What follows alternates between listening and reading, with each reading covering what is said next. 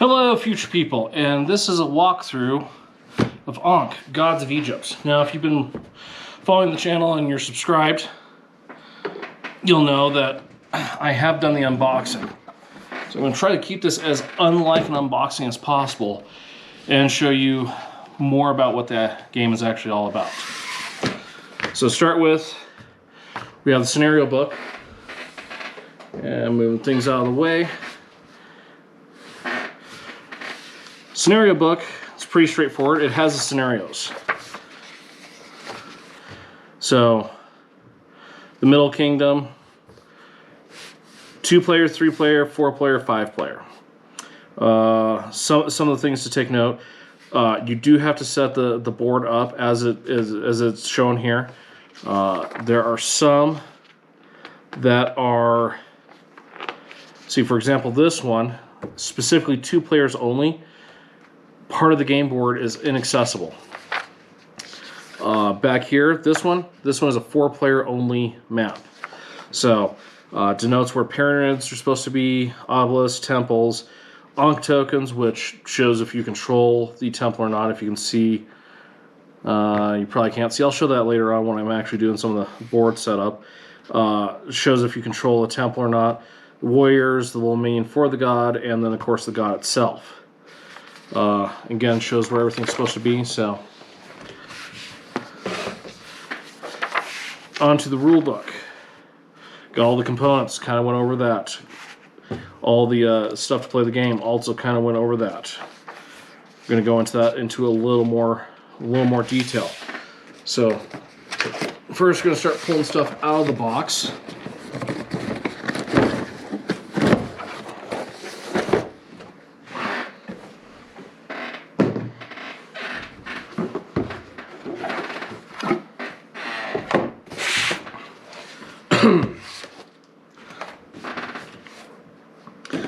And we're going to kind of look at the game board.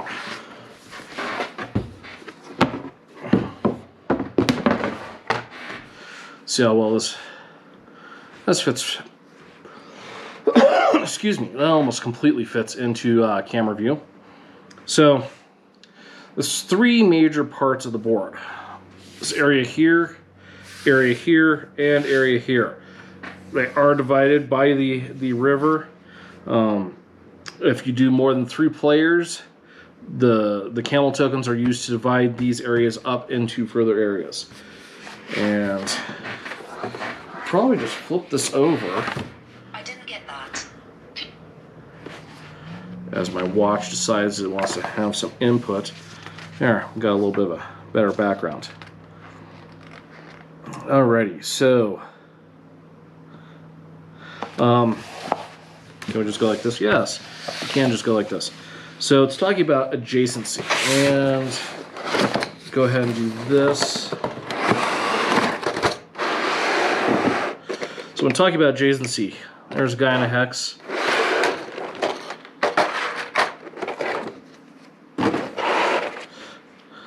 There's a guy in a hex. And here's another guy in a hex.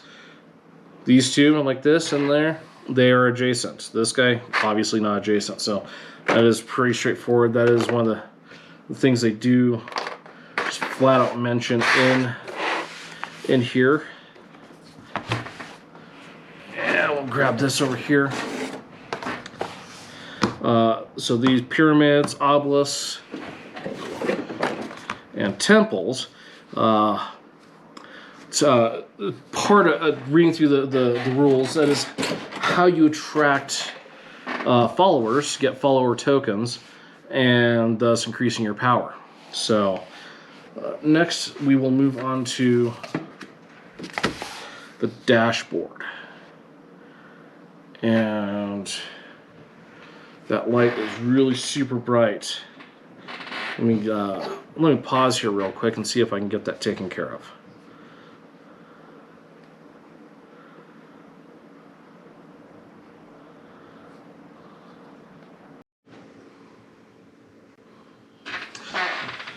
All right, and I'm back.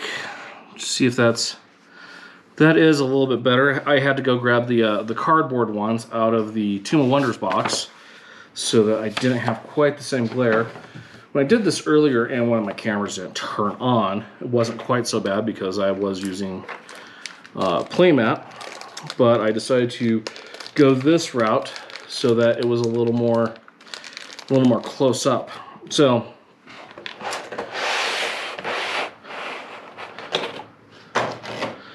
the first thing we have with the central dashboard is the actions.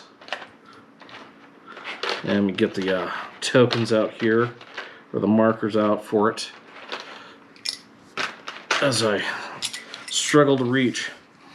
So, as we can see here, I get this to where, there we go. So, as you see where it says F5P, 4P, 3P, 2P, etc., all the way down.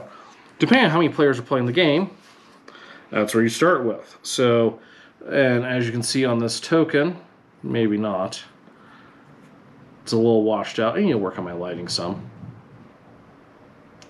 Anyways, the tokens do match up with where they go on the central dashboard. Now, in the game, you take 2 actions a turn. One of the actions is a move action, a summon action, gain followers action, and unlock Ankh power. We'll talk about the unlock Ankh power. When you move figures, that you move all of your figures up to 3 of the hexes.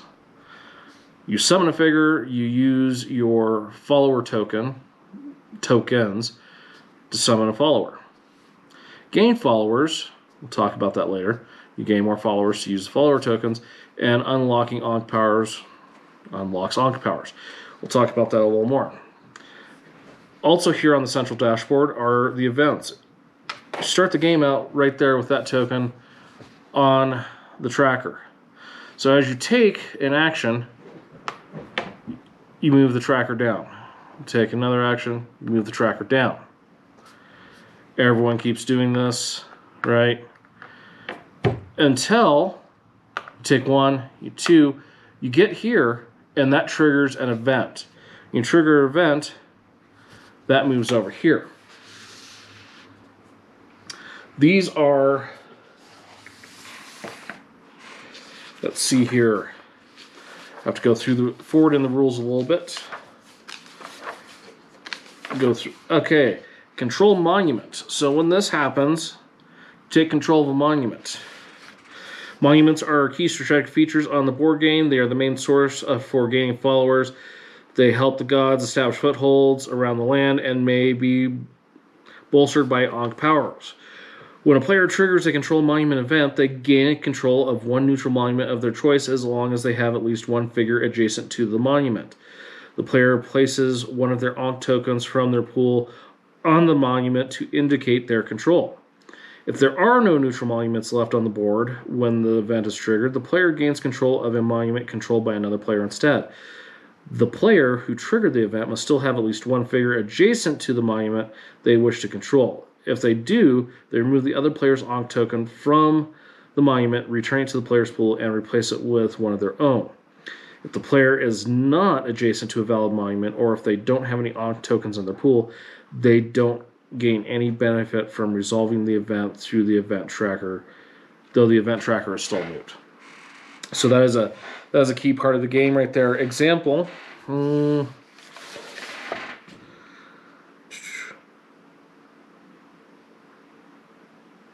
So we're not going to go into that. Go back here to the tracker. So next, you have all these control monuments. Then you have a conflict. A conflict event is, quite frankly, conflict. In the divine struggle for immortality, conflict is as bloody as it is inevitable. Having one's forces ready and in position when a conflict erupts is key to ultimate victory. So pretty much this is when you fight. So if you go back to where the board was divided up into the 3 zones, if you're in a zone by yourself and that happens, you have domination over that and you control it. Pretty straightforward. Battle. So battle is where you use the gods, you use their cards, you use your warriors, you use your guardians, etc., to fight against the other gods, the other guardians, the other warriors. The 7 cards that each god has, this is where they come into effect. It's quite a complicated step. And yes. So, let's see here. Is there anything else really? Yeah, there is 2 more. The Camel Caravans. There's one right there. By deploying grand caravans of camels, the gods are able to redraw the borders that divide the lands. The Camel Caravan event allows the player to split a region into 2 new smaller regions, shifting the balance of power and disrupting their opponent's plans. The player that triggered the Camel Caravan can place a line of up to 6 camels from the general supply on the board. Camels are placed on the lines that separate the spaces. 1 camel per hexagonal side, not on rivers or water spaces. The player must place a line of camels connecting 2 of the following features of the board game: rivers, water spaces, or other camels, or external map borders.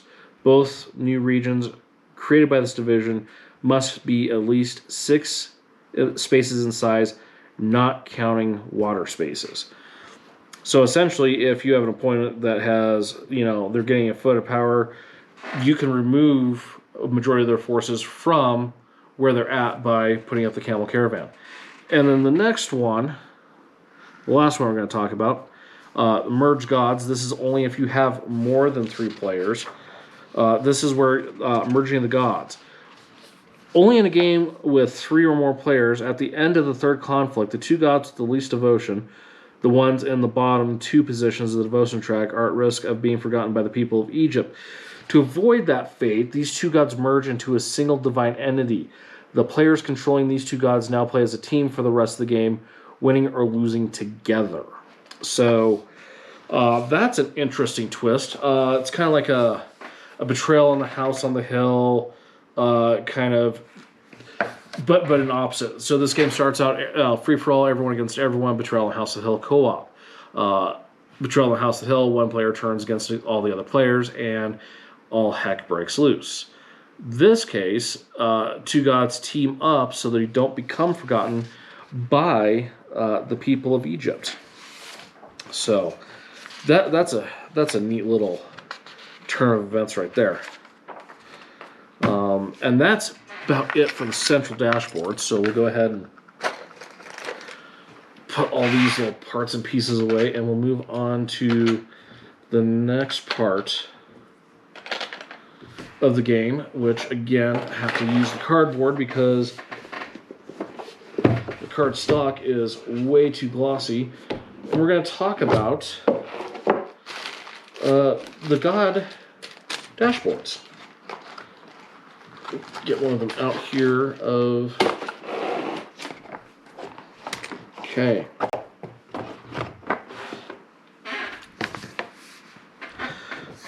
Get this guy out of the way. So we have the god dashboard.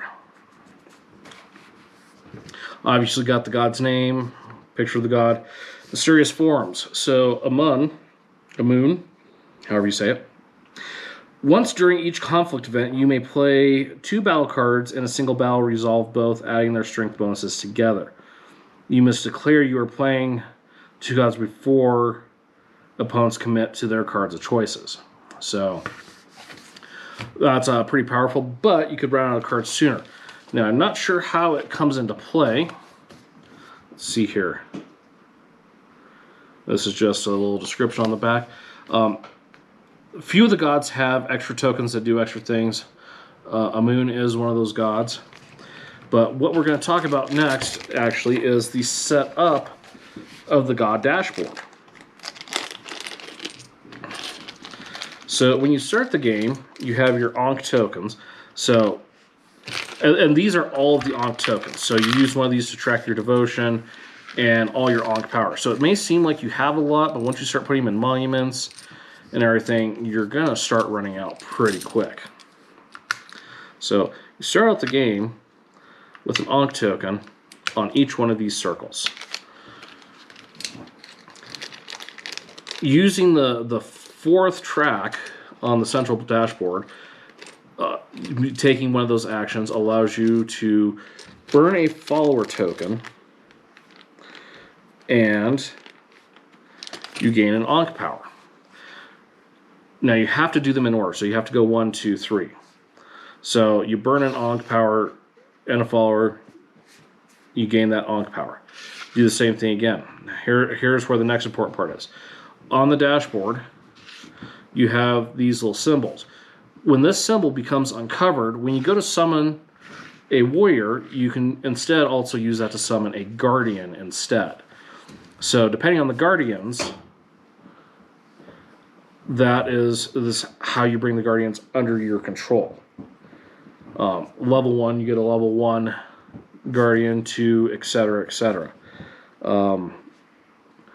You have to unlock both 2 in one track before you can move on to the next track.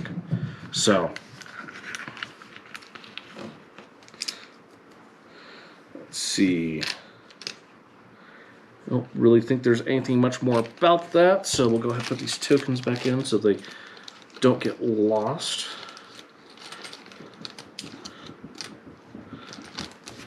And put that back over here.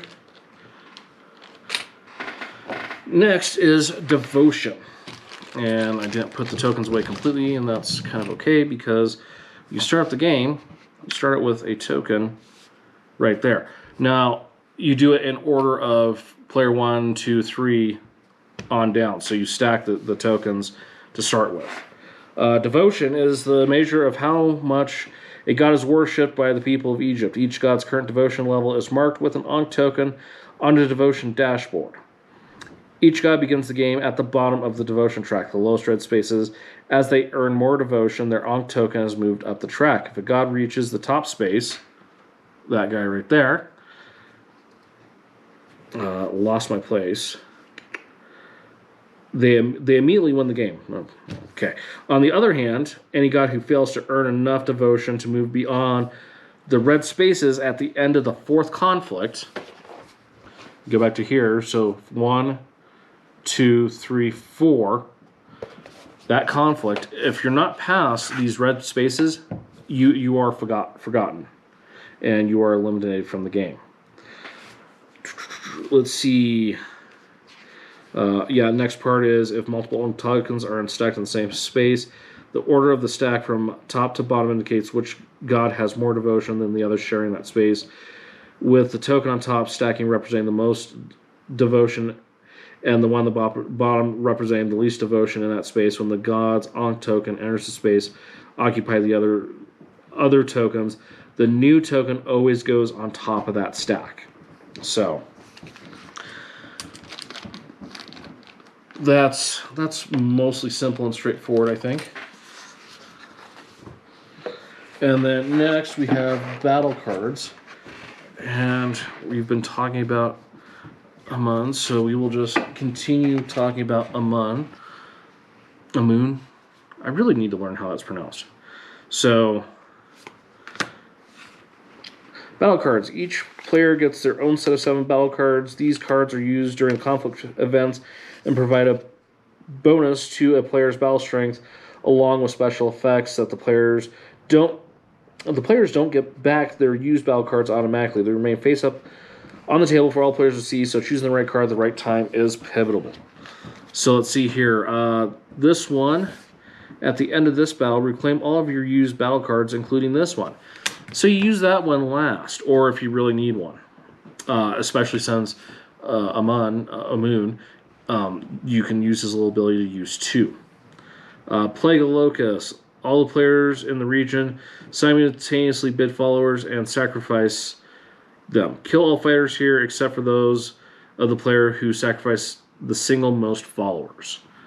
Build a monument, flood, drought, miracle, chariots. I'm guessing that adds +3 in fighting. So That's pretty straightforward stuff right there. And then here is an all-in massive setup. We're not going to cover that. We're going to cover that when I get a game, as far as, you'll see the entire game set up. So just gloss over this. We are going to talk about how you win the game. There are 3 ways to become the only god of Egypt and win the game. A player wins immediately when their Ankh token reaches the top space of the devotion track. Already covered that. A player wins immediately if they are the only god left after the 4th conflict event. If no gods are left in play at this stage, the game ends in a draw and Egypt becomes atheistic. If neither of the previous conditions are met, the game is won by the player with the most devotion after the last event track is resolved. So, if you don't make it to the top of the devotion, but everyone makes it past turn 4, whoever is the highest on the devotion track wins them. Gameplay. Ankh is played in turns. During the turns, I already covered this some. A player performs one or 2 actions. Sometimes a player action will also trigger an event, moving down the action tracks.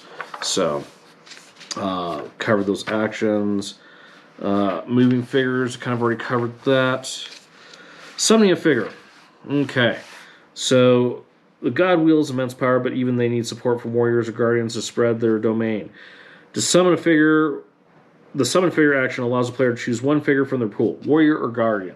So these are the warriors, the little guys. These are the guardians. You got some little ones. And you got some big ones. So, these guys, the guardians, those have to be summoned based off of where you were at on your Ankh tract, as far as Ankh powers you have unlocked. These guys can just be summoned. They are your devoted warriors. So gaining followers. Let's see here. We'll move the guardians to the side. Move these warriors to the side. And we will flip the game board back over. Okay. So we're going to start out with me reaching all the way over here and reaching some more so I can get some of these lovely 3D bits. Excuse me. So we'll go ahead and keep going with this guy.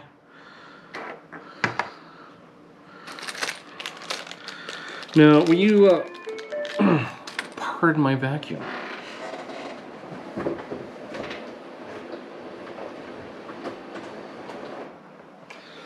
Okay, Sweepy Todd will not be bothering me. Okay, so you have your monuments, pyramids, and obelisks. So when you use the summon follower action, you get a follower for every monument, obelisk, or pyramid you have a character next to. So you would get a follower here.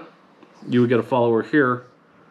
Even though you control this obelisk because of the token, because you don't have a warrior or a god next to it, you don't get a follower token. You have to have someone actively next to it. Now, if you're like that, that's fine. Now, in the case of this,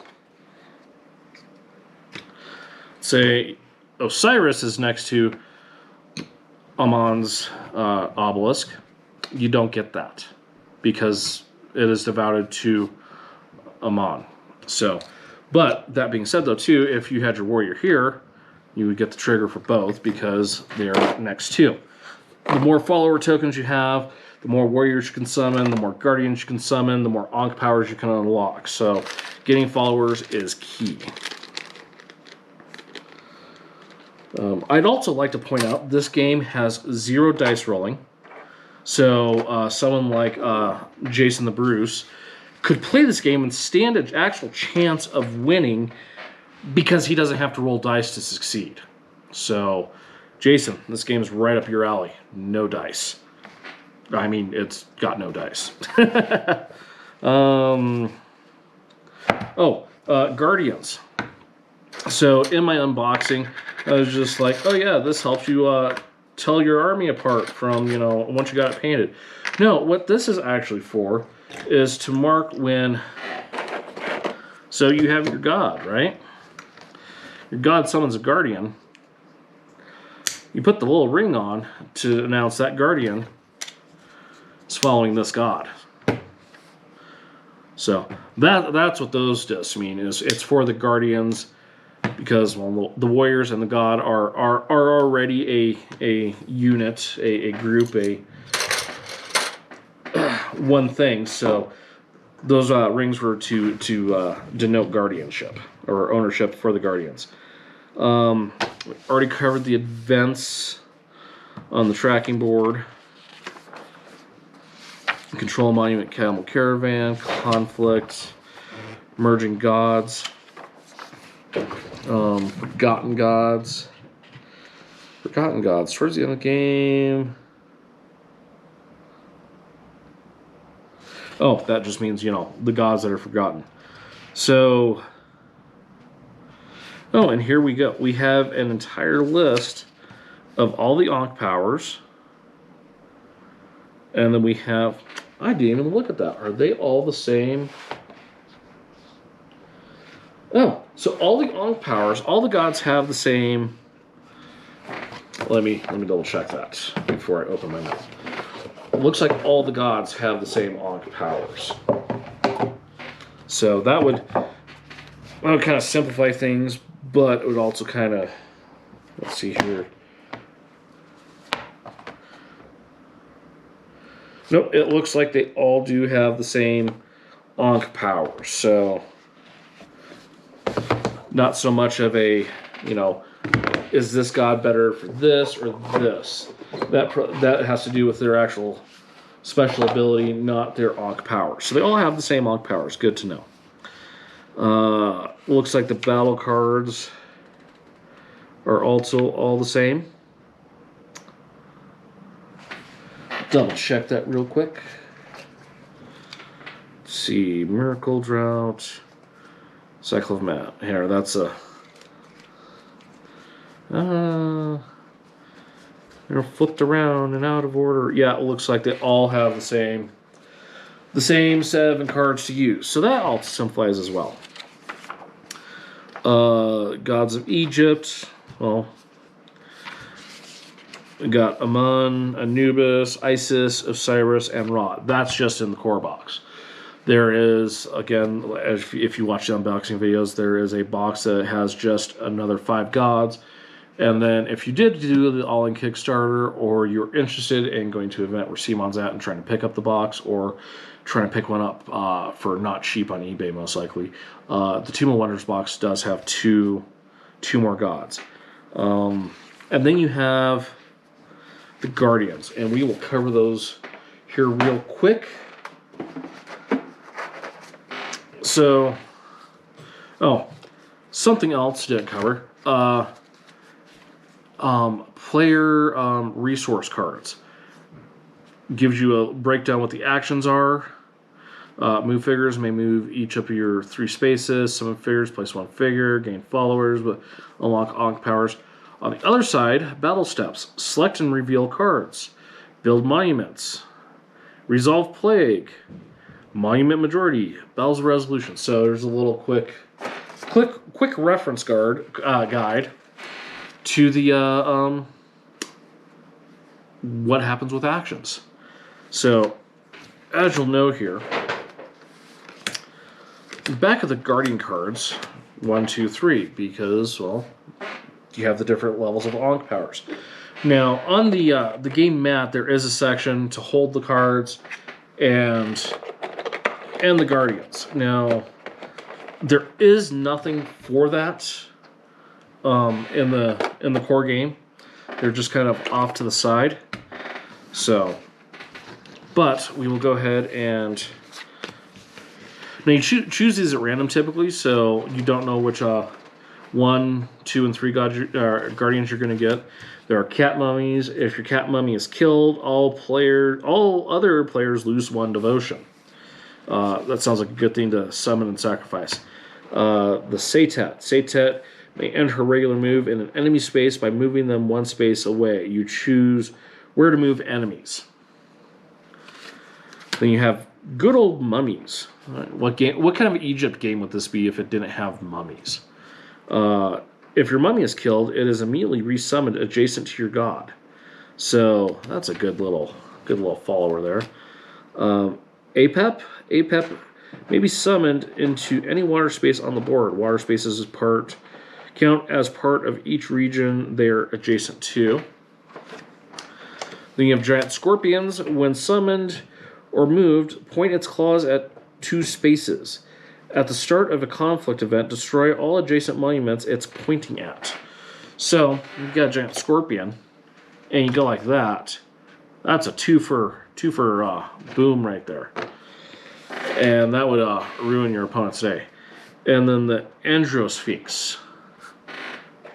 That is this guy right here.